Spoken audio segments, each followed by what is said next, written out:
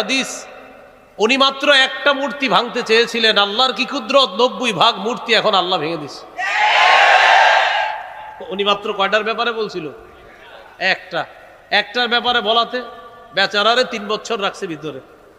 তো আল্লাহর কি কুদরত, এই জন্য অহংকার না করা।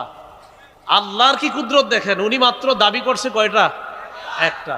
এখন আল্লাহ তাআলা এত খুশি করে দিছে মুসলমানদেরকে যে উনি দাবি করছে একটা, শুনলা না কথাটা, যাও এখন 90 ভাগ শেষ, 10 ভাগও থাকবে না ইনশাআল্লাহ।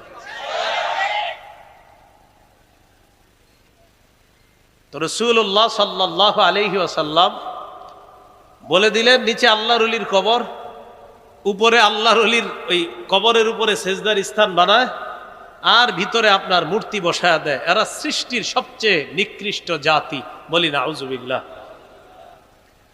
হাদিসের কিতাব মুসনাদে আহমদ, এই কিতাবের মধ্যে আছে।